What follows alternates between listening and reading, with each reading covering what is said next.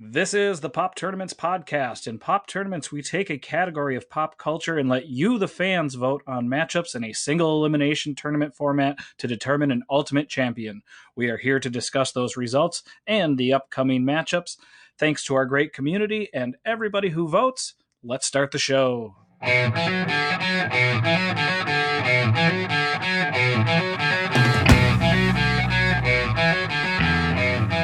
All right, welcome back, everybody. It is November 1st, 2020, All Saints Day. Happy Reformation Day for all of our Lutheran fans out there.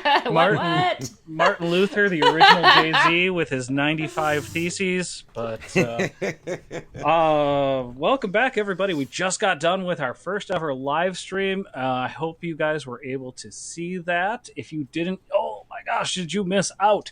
We had fun. Thousands of people watching. The comment section was blowing up. So much controversy that we did not even bother to touch on. I can't believe we had to kick so many people out of the comments or out of the chat room. It was just crazy. So busy. It was hard to get in there. Yeah. So yeah, we were doing our we were drawing names for our upcoming hilarious Heroines tournament. Speaking, Ryan, it's funny you say having to kick people out. Over on the old QAnon chat boards, they're really excited about this tournament. Like they have stopped talking. They have stopped talking about male comedians altogether. People arguing back and forth about how they've great even females stopped are. talking about the election. They stopped talking about it. It's just this. Everyone is just so excited. Yeah. Oh boy, yeah. Speaking of the election, today's episode is sponsored by Impending Doom. So. They've got a lot of money right now. Of course they can sponsor us. It's a good time to buy stock. Yes. Yeah. Hope everybody is doing well. Like I said, it's November 1st. We're recording on a Sunday night instead of a Monday. Mm-hmm. Hope everybody had a nice, fun, and spooky Halloween weekend. Had some amazing animal costumes posted on the page. Really appreciate everybody doing that. Jennifer, you had a good Halloween?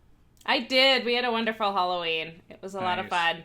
Yep, a lot of our neighbors had come up with like really creative ways for trick-or-treaters. So there were lots of candy shoots, and there was a really cool pulley system at one. And the kiddos just had like as much fun. John said it was his favorite Halloween ever. Like, it was a great day. Yeah, nice and unique. That's the thing. I hope a lot of the kids are going to have really fun, unique memories from this. Yep, different. Ryan? It looked different than other years, but it was fun.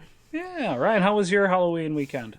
It was great. One of our friends came over and brought their baby and their little toddler, who's like my favorite toddler. So cute. Oh yeah. And me, I took her, or she took me, I guess, for a little walk. And it was right kind of when trick-or-treating was starting. It was like 6 or something. And so we kind of got to see how different people were doing the passing out candy thing. And there were some really cool ideas. One person had little candy bars spread out like, 2 feet apart all over their lawn. Oh, fun. So it was just like, and they were standing in the doorway, just like, "Happy Halloween! Yeah. Come take some candy." Neat. But the coolest one I saw was there was like this small tree that's probably like 6.5 feet tall, maybe, and on each branch there was a little twine tied around with a treat dangling from it, with it clipped on with a little baby paper clip. So I held Alma up to the tree, and she just got to pick one off like an apple. Cute. Very sweet. But yeah, so that was cool. And then we came home and watched the new Sofia Coppola movie. Oh, yep, with Bill Murray. Yeah. I loved it. I thought it was really good. So nice. That was nice. Got some za.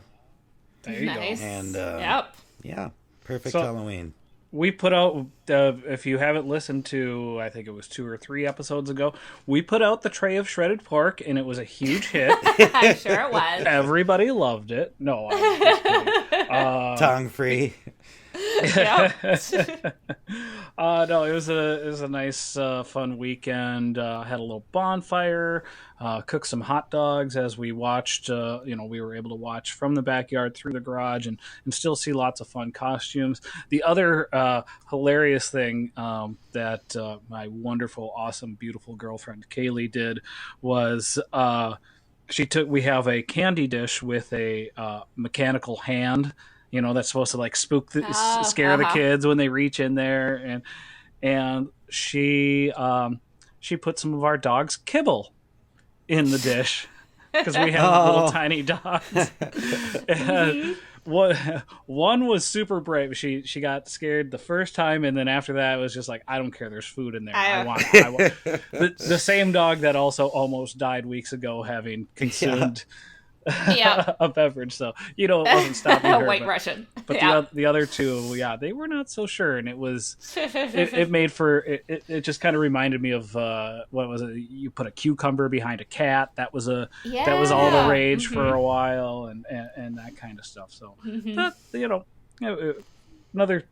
viral thing that we should all be doing is spooking our animals.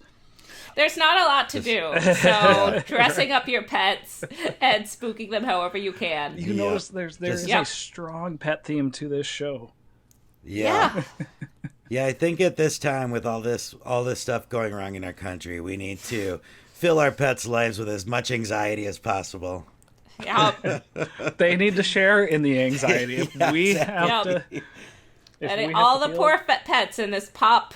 Tournament's family got dressed up yesterday. Yeah. So, well, not all. I have one pet that will not wear a costume. So, Ryan, our cat, was dressed up all day. I thought you meant Steve. Our cat, was absolutely not. Yeah. There are two Ryans in this pop tournament's family. Me and Jenny's cat. Yes. Who my son asked when he was 4 years old, why did Becky's husband, Ryan, why did his parents name him after our cat? Because that's the way things work. So if you didn't know, my 14-year-old cat is, the namesake for our very own Ryan Barrett. Little known fact, co-host Ryan Barrett used to be named Jon Favreau. Yeah. But then they met our cat. Yeah. Yep. Ryan Seacrest. Yep. Ryan Seacrest, also named after the cat. Yeah. Yes. Famous television personality, also named after my cat. Cats are important. They're great. Cats are amazing. We need to use cats more when picking out names. Speaking of cats, we were also winding down over the weekend with our 50 Years of Horror Scary Movie Tournament. And Jonesy the cat was featured in our Final Four. Mm-hmm. Yep. I don't know what... Sorry. Whatever that was. Just doing a little acting. Acting classes from Jon Favreau. Jonesy the cat in Alien was our monster champion in the Final Four. The Shining was our psychological champion. Nightmare on Elm Street being our slasher champion, and The Exorcist being our paranormal champion. So those were your Final Four. It was an exciting Final Four, but it came down to I was surprised. It was great. Each category. The Final Four was fantastic. Each winner. Yeah. I thought they're, regardless of, you could pick nits and say I wish this would have beat that. Right. That was a very respectful Final Four. Mm-hmm. Yeah, that's the best way to put it. It was an honest, it's really four movies that really come to mind when you're thinking of horror. Yep. Yeah, not like the One Hit Wonder tournament where you go, how the fuck did that happen? Where everyone is like, well, I mean, I like Bittersweet Symphony, but... Yeah, this was a fun one. So it came down, and so strangely enough, the closest of our two semifinal matches, Alien beating The Exorcist, and then The Shining beating A Nightmare on Elm Street. So our final being The Shining, beating Alien 110-55. And when I looked at this, I kind of got to thinking, again, because Alien and The Exorcist were so close, would The Shining gazoon tight? Sorry. Luther bless you, or something. Would The Shining have beat The Exorcist, though? I feel like this was no disrespect to A Nightmare on Elm Street, great slasher movie, but I don't think slashers, even though there's, they needed to be represented, that's not the forefront of horror. So between those other three, I felt like it was kind of a round robin. It just depended on which was up against who. Because Alien beat The Exorcist. God. I don't know, and I understand what you're saying. I think that slasher movies are like such an important part of horror. Yeah, when I think horror, that's what I think of first. Yeah, exactly. But they're just not as prestige as some of the other types of horror. Yeah, the most common, probably. Exactly. I feel like that's and there's so many mediocre to bad ones. Yep. But to answer your question, I don't know. I think Shining would have won. I think it would have been close. Let me put it this way. I think The Shining versus The Exorcist would have been closer than Shining versus Alien. They're really similar movies. So, I think it was kind of more fun to be voting Alien versus The Shining because they're so different. Totally. I did love a lot of the similarities there, too, where, The Shining, it's a family trapped in a mountain resort. Alien, it's when you have a crew is essentially like a family trapped. They are on a crew that's been together for years, trapped on.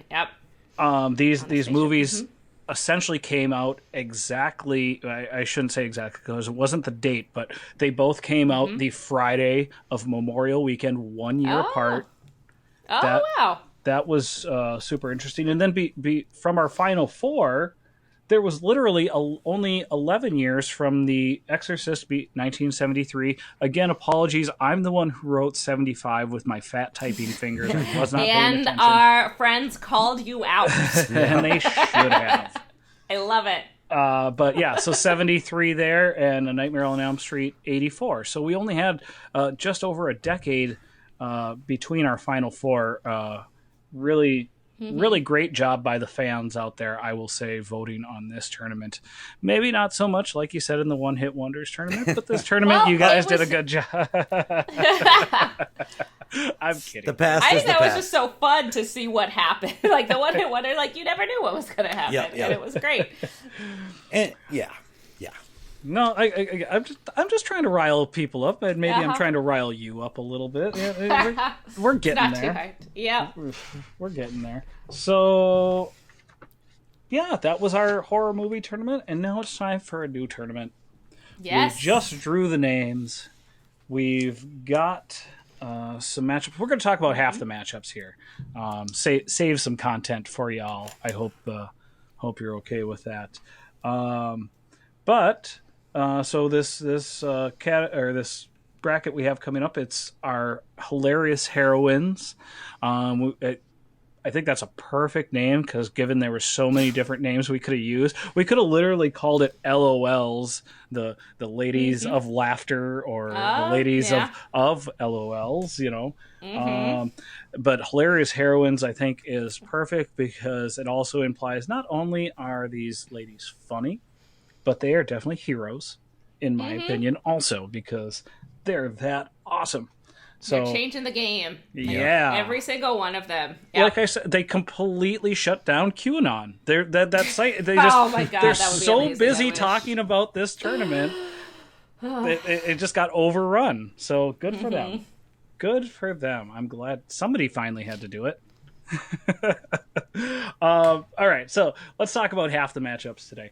Right at the top, again, through a random seeding or random drawing, we've got Ali Wong versus Catherine O'Hara. Exciting matchup right off the bat. What do you guys think? I think I love Ali Wong. Her stand-up is fantastic, and especially like her mom stuff, just really resonates. She's hilarious. But I think she's gonna get slaughtered by Catherine O'Hara. Yeah, I think so too, and I think it's mainly because of her recent success with Schitt's Creek. But for me, Catherine O'Hara is such like a I love the stuff she's did with Christopher Guest, probably the most. But obviously, I mean, I think she's the funniest character on Schitt's Creek. She is just... Yeah, I think she's created the most of a character on Schitt's Creek. Yeah. Yep. But yeah, she's amazing. Ali Wong, though, definitely with Baby Cobra and Hard Knock Wife, made like two of the most successful Netflix original stand-up comedy specials. Yes. And then following that up with the Always Be My Maybe. My Maybe is so fun. Which was, you know, a successful Netflix original movie. So she's kind of like, she has a little piece of the Netflix pie.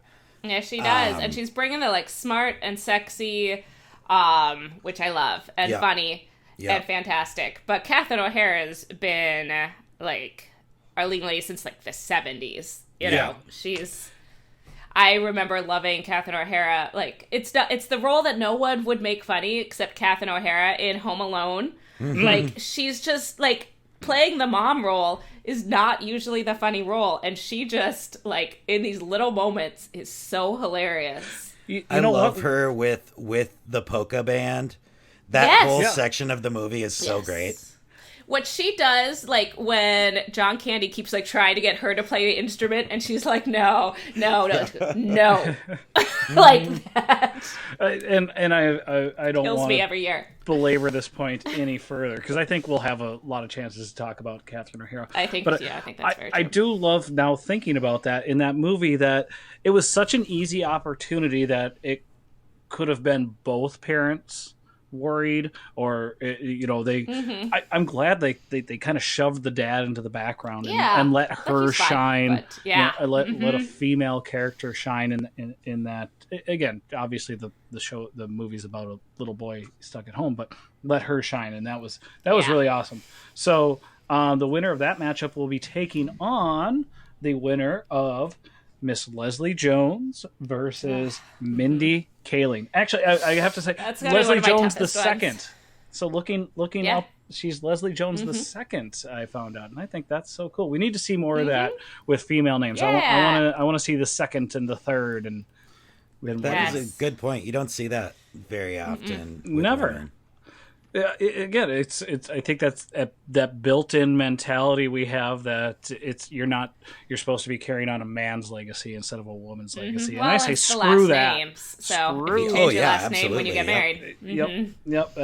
Hopefully we're progressing to breaking out of that. But this is Leslie Jones is breaking like all sorts of different barriers too. Like I think her comedy and what she's done on SNL and then in movies has been really different than a lot of people had seen for a long time. Yeah, I know recent interviews with her have shed some light on her time at SNL, but when she was there, I honestly thought she was one of the funniest people on the show, even if they weren't using her correctly. Whatever they were doing was no, but it was still hilarious. Like I would have never known about her if it hadn't been for that show, and I'm glad I did. I think a lot of people wouldn't have. The other thing that's really kind of wild about her and her career is it kind of started so late. It took off so late. Like she'd been doing stand-up since like the mid 80s and didn't really break out until like the late aughts or something. So you know, she's one of those people who really paid her dues.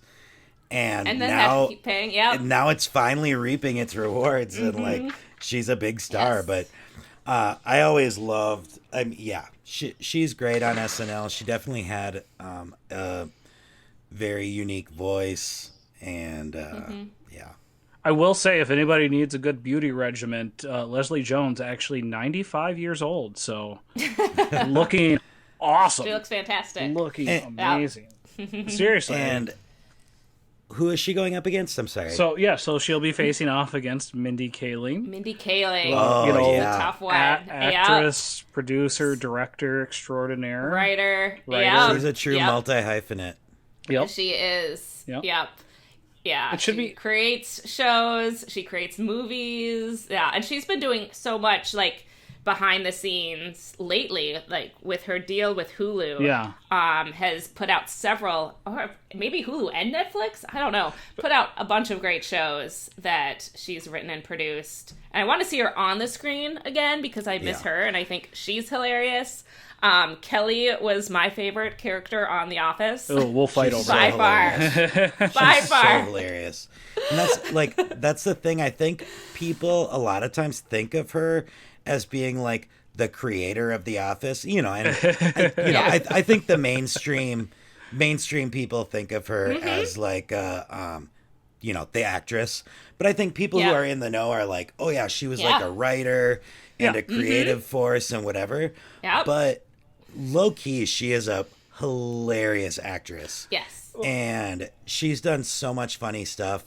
The Mindy Project was an awesome show for a really long time. Yep. Mm-hmm. And she also, it's just really cool to have, more diversity on the TV. You know what I mean? Yeah. And having, somebody of Indian descent, like being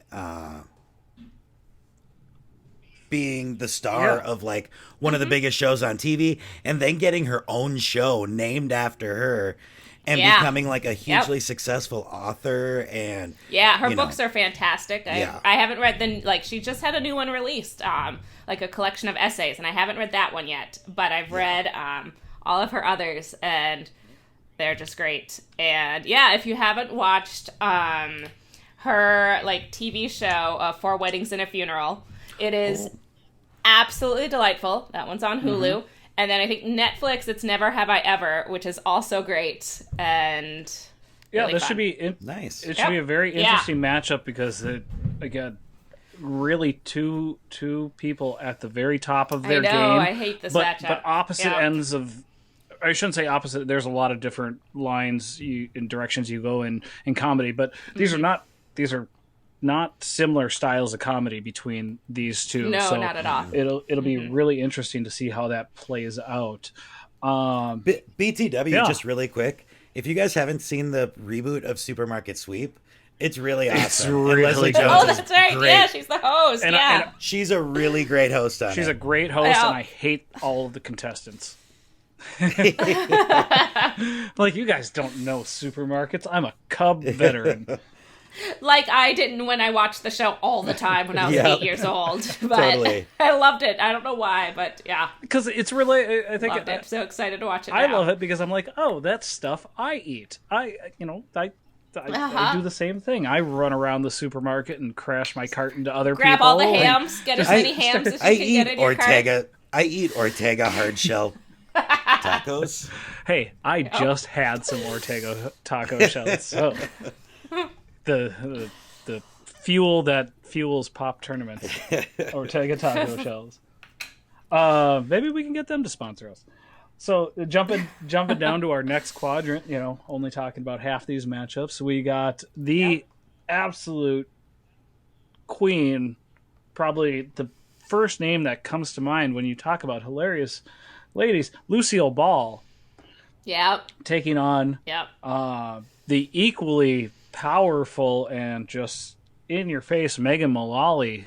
This is a generation. Now here I think we have two very similar comedy styles just from separate generations clashing head to head. This is going to be a good one.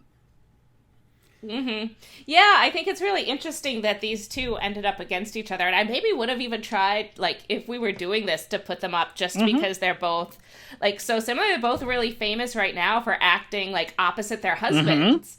With Megan Mullally on Parks and Recreation, and then of course Lucille Ball on on I Love Lucy with Desi Arnaz. So, speaking of fun little tie-in here, did you know Lucille Ball's first daughter was named Lucy Arnaz? Oh, so kind of a second.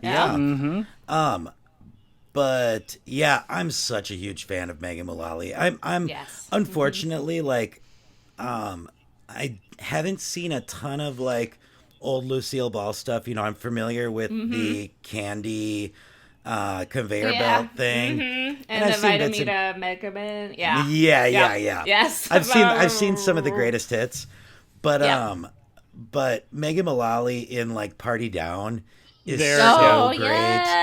Yes.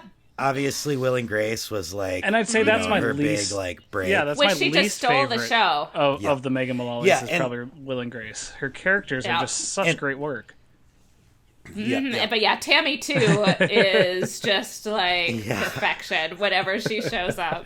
Oh, I hope we get a chance to talk a little more Tammy too. With Lucille, I do have to say, when it comes to anything old timey Hollywood, I love a good parody or impersonation nowadays, and you get so many good ones when it comes to Lucille Ball, especially like in the animation world. I know she's had some good turns on The Simpsons. So,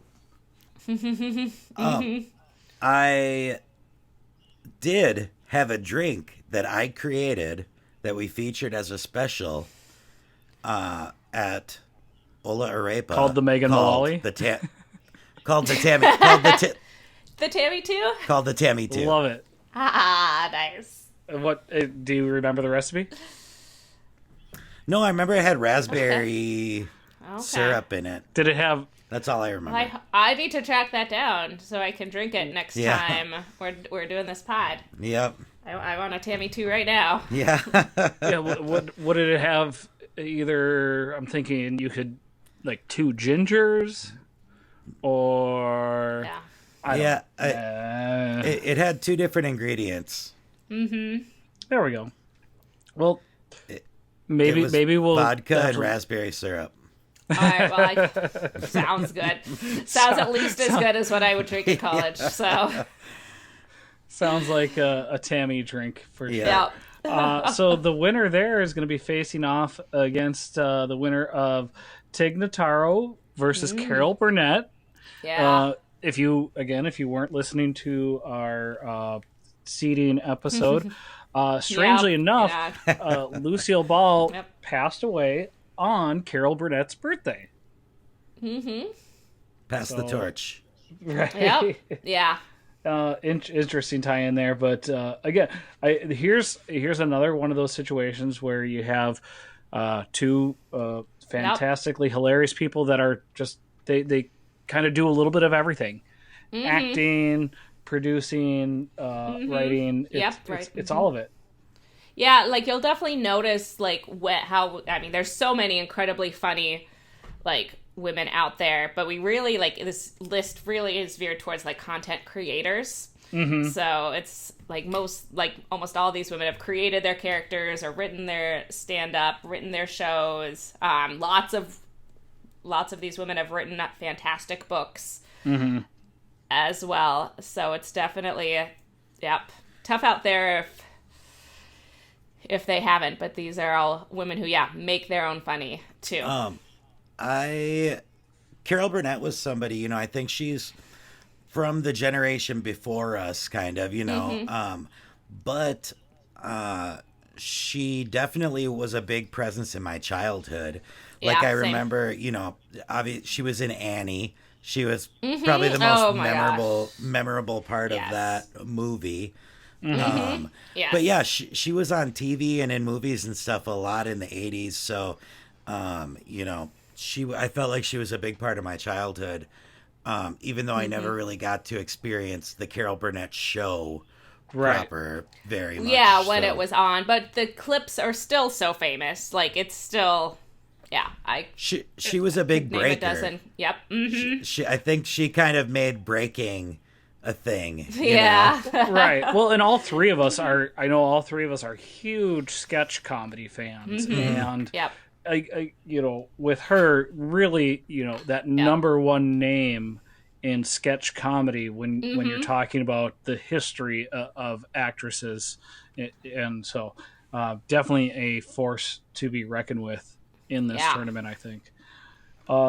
Jumping over to the other side, we got a really go ahead, Ryan. Did you have something? I'm sorry. Who was Carol Burnett going up against? Tig Notaro. I'm sorry. We haven't talked about her yet. Sorry, whoops. We got so sidetracked. I apologize. I'm sorry. Just really quick. So Tig Notaro, I in the late 2000s and early, teens, I really got into like the alt comedy scene. Mm-hmm. It started with listening to the Comedy Bang Bang podcast, or Comedy Death Ray podcast, as it was originally called. Bang. And Tig Notaro was like part of that scene fully. Mm-hmm. Like, Yeah. And she was great. Like, she just had this hilarious, like, deadpan delivery. And she was very much part of that, like, alt scene during the 2000s. And then, unfortunately in 2012, was it, that she got diagnosed with breast cancer? Mm-hmm. Sounds about right. Let me see. I think I have it down here. But 2012. And then she, I was just reading about this, it's unfortunate who the story involves, but it was Louis C.K. She was, doing a set like right after she found out, or maybe it was right after she had her double mastectomy. I don't remember if it was right after she found out she had to have a mastectomy or right after she actually had it. But she was just going through all this with cancer and got up on stage at like the Comedy Cellar or something and basically did a whole set that became like the turning point in her career. She did this set and Louis C.K. saw the set and told her like, you need to like, that needs to be your new set, and it kind of became like, that became her blow up spot in like the major, or the more larger zeitgeist. Yeah. Yep. Oh, ding. Up. I lost the cowbell. I was so distracted because you brought up Louis C.K. and fun little bonus that we've worked out here in the Pop Tournaments world, or Pop Tournaments LLC, if you will. Whichever, there's an open invitation. Whichever one of these amazing women win this tournament, nothing will happen. You get to punch Louis C.K. right in the nose. That would be fantastic. So, little preview bonus there. We've worked that out. Hopefully, we can make that happen. Although I don't advocate women being alone in a room with Louis C.K. No. All three of us will be there, making sure it happens. We're gonna get it in slow motion.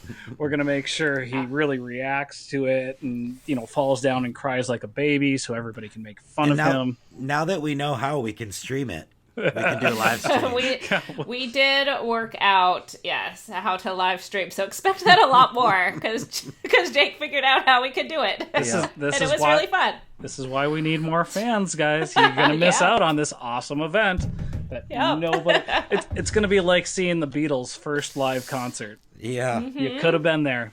Watch Carol Burnett punch Louis C.K. in the face. Oh boy, I would pay $100 for that 10-second ticket. Yes. Oh, hell yeah. Well, yeah. So that's yeah. Okay. Great matchup. No, it's gonna be it's gonna be an interesting one. So let's jump over to the other side. That's half of our left hand side. Over on the right hand side, we've got a very interesting matchup. 80 Bryant, our little baby 80. Mm-hmm. Little baby 80. I love her. Going up against another one that kind of burst onto the scene a little later, Jane Lynch. Yes. Ugh. Just, again, but dominating the pop culture world there. Interesting matchup. Comments? It's going to be tough. This is another super tough one for me. Like, Jane Lynch just can do everything. She can do the sketch comedy. She can do the improv comedy in the Christopher Guest movies. Like, she's a complete scene stealer in those. I think what I know her from the most would be Glee, being a huge musical theater nerd. And she was really kind of the most dynamic force on that show. Even though like her character was all over the place, like written really poorly. Like she was a good guy and a bad guy every other episode once they didn't know what to do. But she could just like pull it off and center this character.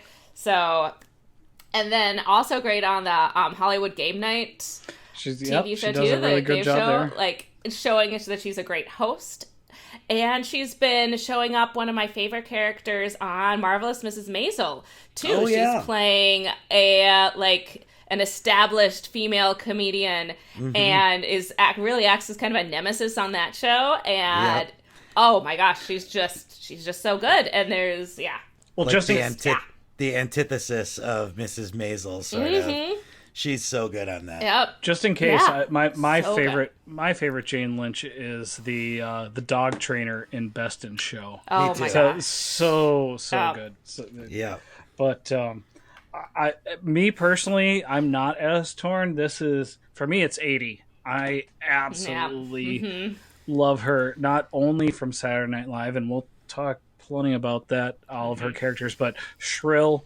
Just an amazing so good show, and 80 is going to be making us laugh for a while. I think not only is she already one of the most funny people in comedy, but she's going to be around here just really, changing the game when it comes to comedy. So, Ryan, I didn't mean to cut you off. Fantastic, yeah.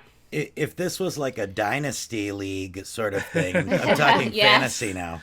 She's a number one. If this was a dynasty tournament, she'd be a high draft pick because she still has a lot of years left of entertaining and making us laugh.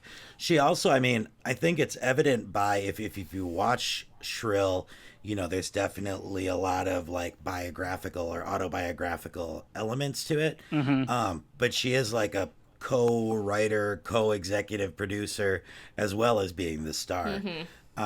So yeah, she's a force, and she's the funniest person on Saturday Night Live, I think.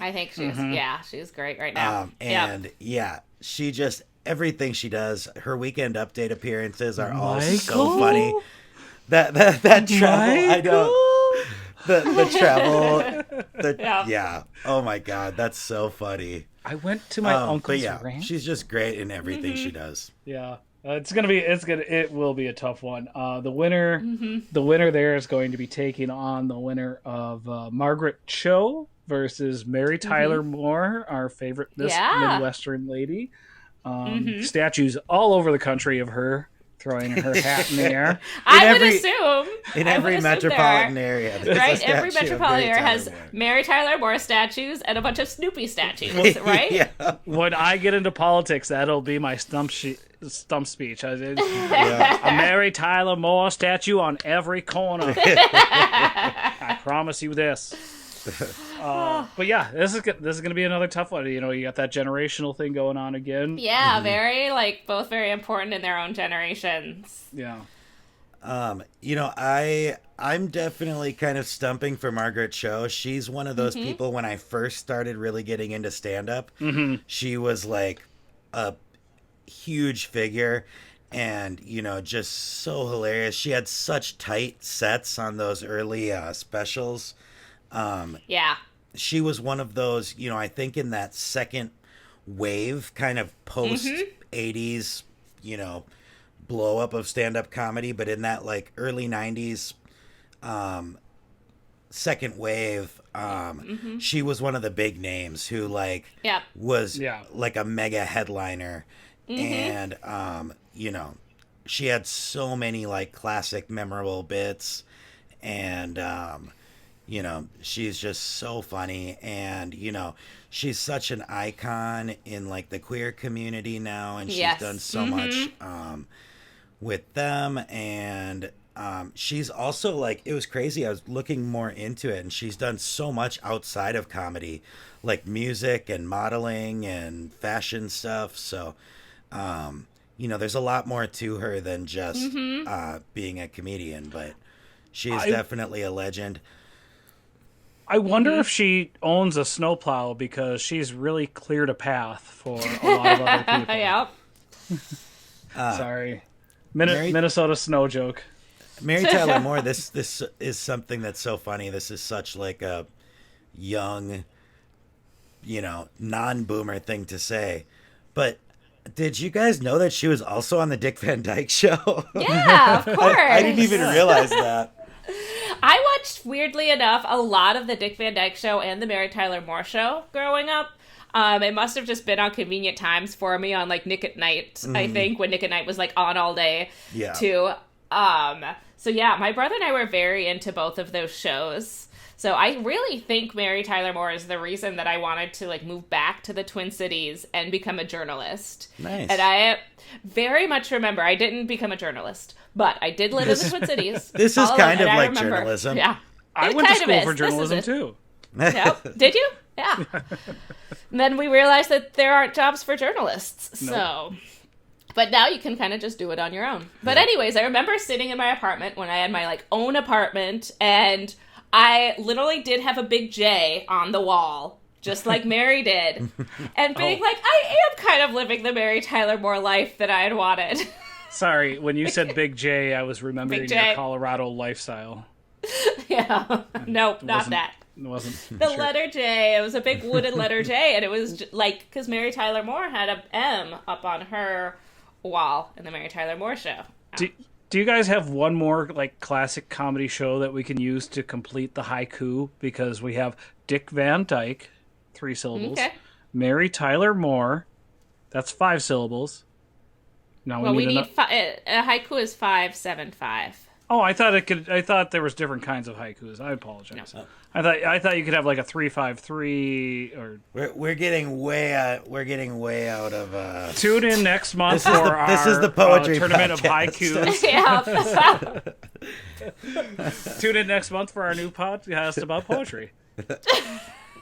It's just Jake saying stuff and me being the English teacher and being like, no. He goes, no, but I heard about a different kind of haiku. It's not the one you're talking about. I don't know, man. I went to school for journalism, not poetry. Yeah. Different kind of writing. You guys are assholes. I'm always the butt of every joke. It's my own fault, but I don't care. Try to do a 3-syllable haiku, man. What did you expect? I'm gonna figure this out, and I'm gonna get back to y'all. So we got one more quadrant to cover. Back to 80 Bryant, Jane Lynch, Margaret Cho, Mary Tyler Moore. That's gonna be, who knows who wins there, and it's gonna be a blood match. That'll be a fun one to see what happens. In our last quadrant, we've got an SNL grudge match. Oh, it's gonna be hard. Maya Rudolph versus Amy Poehler. I'm so sad that they're against each other. It's wild. You've got former Hillary versus our current Kamala. Kamala. Mm-hmm. I mean, pillars of the tradition of SNL. These two. Yep. Although really the best female cast. In that late 90s, yeah. No, I'm thinking back though. Amy's never been invited back to. Oh no, she co-hosted. I apologize. She did. She co-hosted with Tina Fey for a Christmas episode, but I don't know if she's ever been invited back to host by herself. I'm sure she's been invited. Yeah. Well, okay. But I don't know if she's done it. Yeah, she's been so busy since then. But Maya's come back and hosted, so yeah. So a couple quick non-SNL notes. My favorite thing, Maya Rudolph's done so many great things. Her list of SNL hits is a mile long. 100. But I think maybe my favorite thing outside of SNL, at least that comes to mind right away, is her voice performance on Big Mouth. Oh yeah. The hormone monster that she plays is so great. And one of my all-time favorite shows already. Yeah. A lot because of her. And one of the shows that really shaped my sense of humor when I was a teenager was Upright Citizens Brigade on Comedy Central. Yeah. And that was Amy Poehler was one of the 4 cast members. Yep. And, you know, it was like I was obsessed with that show to the point where, like, I had a gang in high school that was like the Upright Citizens Gang. Upright Citizens Brigade. We wore little like badges that we wore. Totally see this. We wore jumpsuits with little badges with the Upright Citizens Brigade logo on it. Oh my lord! I really wanted you to call yourselves the Upright Citizens Gang, though. And we called ourselves the Butt Sacks. BUTSACS. Tomato, tomato. Oh But lord! It's that show was like, you know, the Bible to us, and it you know, when she went on to SNL, it was like, oh my god, Amy Poehler's on SNL now? This is fucking crazy. Yeah. Like and then to see that, you know, after that she went on to like Even more. enormous fame, and you know, it's been really cool to see her kind of go into like the mainstream world after being such like a weirdo, like fringe improv comedian in the 90s. I want to turn this over to Jen and not say too much, so I'll just say 2 quick things about each of these people. Parks and Rec is one of my all-time favorite shows, and I absolutely love Amy's character. And then quick mini reco that I think either got passed over or a lot of people just haven't even heard of. Amazon show for Maya Rudolph with her buddy from SNL, Fred Armisen. Forever. Fantastically it's a weird one. Weird, dark, hilarious show. A lot of people don't know about. Check that out. Only 8 episodes. Nice, quick, fun watch. But yes, Jen, I would love to hear how you break this matchup down. Oh god, yeah, I don't know how I'm going to vote. It's gonna be hard. So one movie that I love, because like as soon as like we saw the preview for it, I was like, oh, like someone's been reading my dream journal. Like this is a movie that I want to exist, is Wine Country, which has both of them in it. And just wonderful. And Maya Rudolph, she's just like, she's so funny, but also just another like centering presence in whatever she's in. Like you're just so drawn to her, and she can be funny without like trying to be funny. She's not that manic funny. She's always that much more like nuanced funny, which I love. She has these great like sarcastic one-liners in the movie of Prairie Home Companion, which is a huge ensemble, and you know, you've got all these other people doing this bigger stuff, and plays like the stage manager, and she's so funny in it. And I don't know how I'm gonna vote, because of course I love Amy Poehler. Her book is also fantastic. Parks and Recreation is the show I watch when I'm feeling sad or happy or just needing anything. Or everything. Right. Me too. And Parks and Recreation wouldn't be what it is without Amy Poehler. 100%. At all. No. But I also just literally always want more Maya Rudolph in my life. One last thing I will say about Maya Rudolph that I just remembered. One of the best cameos, her as Dionne Warwick in The Incredible Kimmy Schmidt. Oh, yes. I had forgotten that. Oh, I love Kimmy Schmidt. So amazing. Yeah. And one last thing I'll say about Amy Poehler is, again, getting into the birthdays, she shares a birthday with SNL alum Molly Shannon, who we will be talking about on a future episode. I don't think they ever crossed paths on the show, though. I don't think they were on at the same time. We'll dig deeper into that and get back to all of you. But same birthday. That's always fun. So that's going to be just such a tough match. Yes. And the winner is going to be taking on yet another incredibly tough match. We've got Wanda Sykes, absolutely hilarious. I love a nice brash comedy style versus, again, for generation-wise, another brash comedy style, B. Arthur. That'll be hard too. Yeah. Don't know how to do this. This is crazy. the Golden Girl herself. Yep. And yeah, I don't know. What do you guys think? Yeah, that'll be hard. Yeah. Yeah, that'll be really hard. I like Wanda Sykes. I feel like has just like as long as we've been like watching comedy, Wanda Sykes has been there. Mm-hmm. Such a great turn on why can't I think Curb? Yep, just playing herself and still being even more funny. Yep. No, it was definitely she had that. Also had that kind of weird rise to fame, sort of, where she was a very successful stand-up comedian throughout like the mid to late 90s, and then she just randomly got this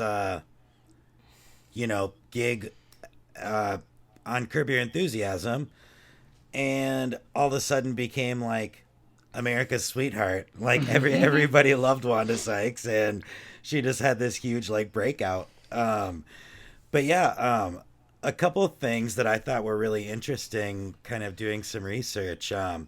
She opened for Chris Rock at Caroline's, and that was kind of like what really like launched her into like the big time. Yeah.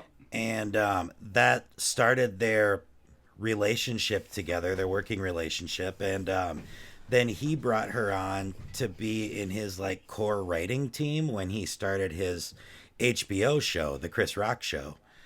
And then she ended up winning an Emmy for writing on The Chris Rock Show. This makes sense because I've always thought of Chris Rock as the male Wanda Sykes. They do have they do have similarities, although not as many similarities as Wanda Sykes and B. Arthur, which is crazy. Like, I didn't think about it when we drew the names, but talking about it now, it's like, oh yeah, they are definitely like they're kin. Mm-hmm. Although B. Arthur, a classic New York comic.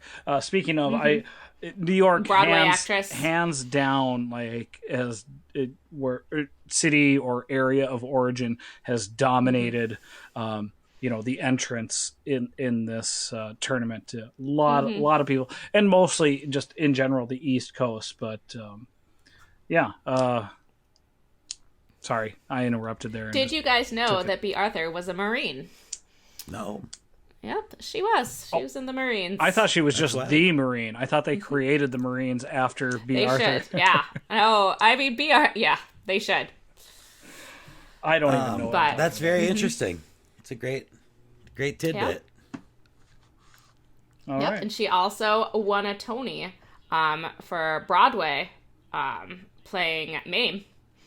And then, And then, of course, multiple TV shows with Maude, and which was a spinoff of All in the Family. I believe so. Like, I think so. Yep. All in the Family spun off so many shows. It did. Yep. You know the other weird thing, like going back to a previous entrant, when I was looking at Mary Tyler Moore's show, Mary Tyler Moore spun off the Laverne and Shirley. No, Did it? No, oh no, that was Laverne and Shirley. Was that a spinoff of Happy Days? Three's Company, Happy Days. Happy Days. Yep, Happy Days, Milwaukee. No, Rhoda was a spinoff of Mary Tyler That's Moore's it. show. Yep. All these Rhoda. Midwestern shows, they just... It's so weird. Everybody, they talk about the coastal elites, yet they want to set every show in the Midwest. There's a lot of the great ones, Chicago or the Twin Cities. Thanks, Hollywood. Yeah, Married with Children. Speaking of, you know what? So we've come to the end. Are there any people that you guys want to quick mention that just fell out, that didn't quite make it into our tournament? Oh, yeah, we had a bunch. I would have loved to see a couple more. I mean, we've got a lot of SNL representation. Did you say a couple boys? You wanted to see a couple boys in this episode? No, not at all. No. 0%. There are so many wonderful women. I heard you. We have it on tape. Rachel Dratch has done great things. Yeah. Anna Gasteyer. It's hard to talk about how great some of these women are without talking about them as well. Of course, Sherry O'Terry, too, from the 90s. Christina SNL Applegate, ladies. another Midwestern family. Yeah, Christina Applegate, we really, wrestled with getting her on here because she's still doing fantastic things, too. Yeah. Yeah. Ryan? There were a ton for me. Obviously, like, we had to whittle down our list from, like, 80 to 30. Yes. But the two that I think were the biggest heartbreakers for me, well, number one, with a bullet. Right when you started this question, I was like, okay, good. I get a chance to talk about her. Maria Bamford. And that'll be everything from Ryan. It wasn't until after we really got it down where I was like, I love this list. This list is perfect. And then I was like, oh, fuck, Maria Bamford's not on the list. She's just like, I think she's one of the best. And I'm bummed she's not in here. The other one is Kristen Schaal. Who's just a great comic actress and one of a kind. She's been in so many hilarious, movies and shows. So much great voice work. And that's why I say, if this was a tournament of female voice work, Kristen Schaal is a number one seed. Like, hands down, probably just wins the thing automatically. Like, so good. So Yeah, it's so hard. There's so many. Yeah. Tell you what, let's switch out. I'm just kidding. It's tough. Let's go back and change. So yeah, that's half of our tournament. We'll get to the other half on our next episode, but voting will start tomorrow with Ali Wong versus Catherine O'Hara, or whenever you listen to this, and that's going to be a great matchup. Before we start wrapping things up, we are a pop culture podcast, and we should try to be, at least. We're the best pop culture podcast. Absolutely. We're the best pop culture podcast who have a 98% listener audience of family members. Yep. Hands down.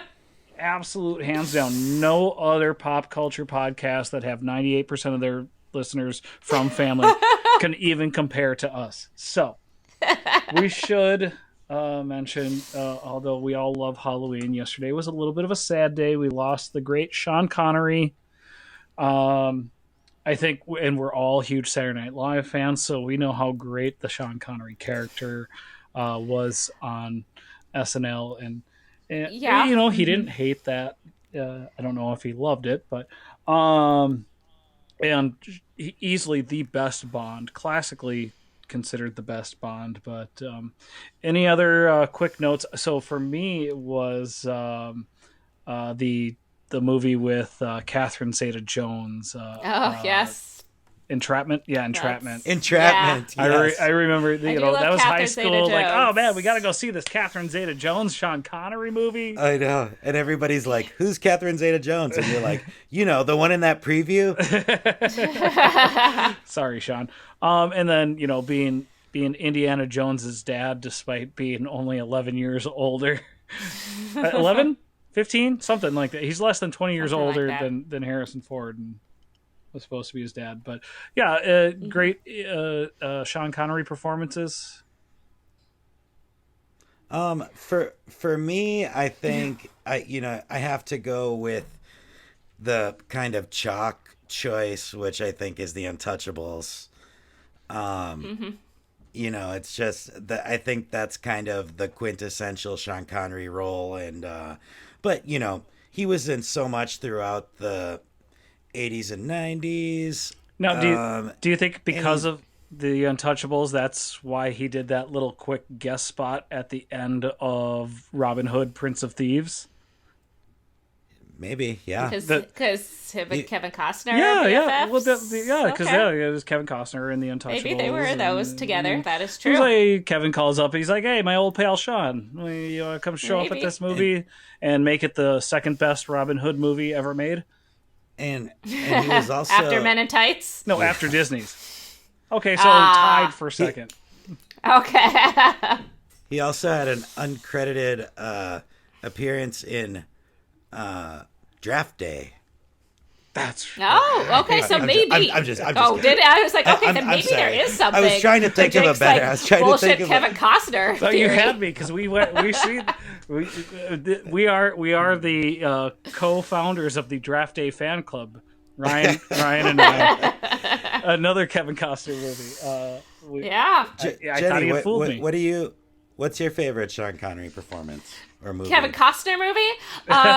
Yeah. Gosh, I don't have anything against Sean Connery necessarily, but I wouldn't call myself a particularly huge fan. I'm not in love with the Bond movies. They're fine.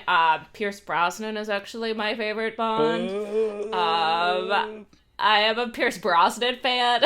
So I thought you were about to say I have a Pierce Brosnan tattoo. I'm Pierce working Brosnan on it. piercing. But it's Pierce Brosnan from Mamma Mia. Yeah. Not trying to get too off track. I have a hot take. It's fine. Sean Connery is fine. I think but my he favorite. doesn't have a great record with women. Either do the Bond movies. He's okay. I think when I think of Sean Connery movies, the first one that I think of is First Night. I think that's what it was called with Richard Gere, the Camelot one, which is not a good movie, but I thought it was when I was 14 years old. Yeah. So you gotta love The Rock too a little bit, I think. Oh, I do like The Rock. That's like, true. That's probably my favorite Sean Connery movie. Yes. I don't mean... I'm there for Ed Harris. I'm a big Ed Harris fan. And I don't mean like you gotta love him.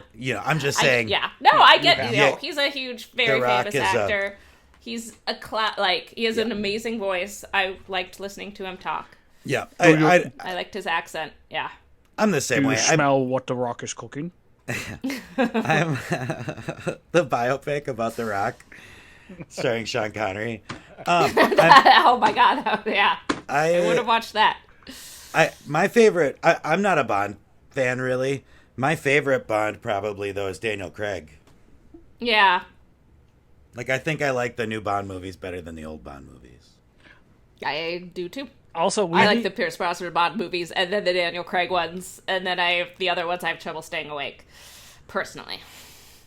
We need to come up with a dirty piercing that we call the Pierce Brosnan. the Pierce Brosnan, yeah. Yeah, because you have the Prince Albert, but we need a Pierce Brosnan. Pierce Brosnan, yeah. Something. We'll get back to you. Homework. We'll workshop that. Yep.